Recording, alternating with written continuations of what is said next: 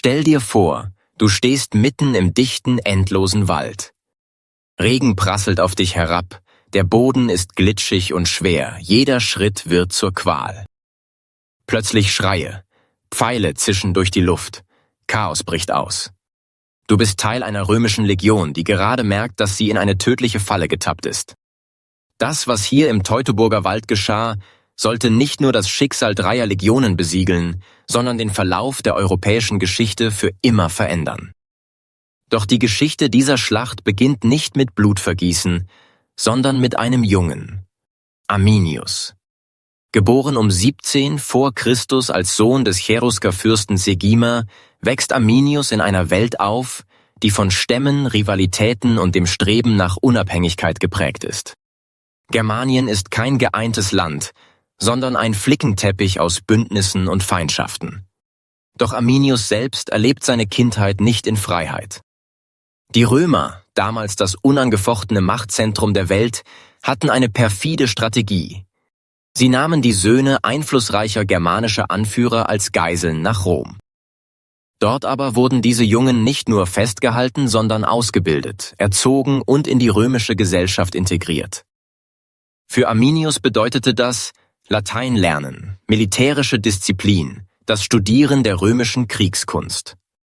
Er kämpfte an der Seite der Römer, vermutlich auf dem Balkan oder in Pannonien, und stieg zum Ritter auf, wurde Teil der römischen Elite. Doch was Rom als Kontrolle verstand, machte Arminius gefährlich. Denn er lernte die Stärken und Schwächen des Imperiums von innen kennen. Währenddessen wächst der Einfluss Roms in Germanien. Nach dem Sieg über Gallien will Kaiser Augustus auch das Gebiet östlich des Rheins dauerhaft unterwerfen. Militärlager entstehen, Handelsrouten werden gesichert, das Land scheint auf dem Weg zur Provinzialisierung. In dieser Zeit betritt Publius Quinctilius Varus die Bühne, ein erfahrener Statthalter, aber kein großer Feldherr. Varus begeht einen entscheidenden Fehler. Er unterschätzt die Region, behandelt sie wie eine bereits befriedete Provinz, führt römisches Recht ein, erhebt Steuern, verhängt harte Strafen. Für die germanischen Stämme ist das eine Demütigung. Arminius spürt die wachsende Unzufriedenheit. Er erkennt, dass die Germanen zwar zerstritten sind, aber gemeinsam eine Chance gegen Rom hätten. Im Geheimen beginnt er, Bündnisse zu schmieden, alte Feindschaften zu überwinden und die Stämme zu vereinen, eine Leistung, die zuvor niemandem gelungen war. Gleichzeitig bleibt er im Vertrauen von Varus, spielt die Rolle des loyalen Verbündeten und berät ihn sogar in militärischen Fragen. Im Spätsommer des Jahres 9 nach Christus meldet Arminius einen angeblichen Aufstand im Norden. Varus beschließt, mit 3 Legionen, der 17., 18. und 19. Legion, sowie Hilfstruppen, Versorgern und Familien aufzubrechen. Eine riesige Kolonne, Zehntausende Menschen, zieht durch das unwegsame Gelände des heutigen Nordwestdeutschlands. Was sie nicht wissen, Arminius hat sie direkt in eine Falle geführt. Die sogenannte Varusschlacht, später als Schlacht im Teutoburger Wald bekannt, ist kein kurzer Kampf, sondern ein mehrtägiger Albtraum. Regen setzt ein, die Wege verwandeln sich in Morast, die Kolonne zieht sich kilometerweit auseinander.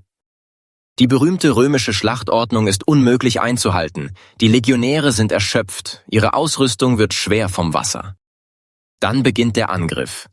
Keine offene Feldschlacht, sondern plötzliche Überfälle aus dem Dickicht, Pfeilhagel, schnelle Rückzüge ins Unterholz. Die Römer versuchen, Lager zu errichten, aber die Angriffe hören nicht auf. Panik breitet sich aus, Wagen kippen um, Verwundete bleiben zurück, Pferde brechen ein. Am 3. Tag ist die römische Armee zerschlagen, nur wenige hatten überlebt. Als Varus die Ausweglosigkeit der Lage erkennt, stürzt er sich in sein eigenes Schwert, um der germanischen Gefangenschaft zu entgehen. Viele Offiziere folgen seinem Beispiel. 3 Legionen, das Rückgrat der römischen Militärmacht, existieren nicht mehr.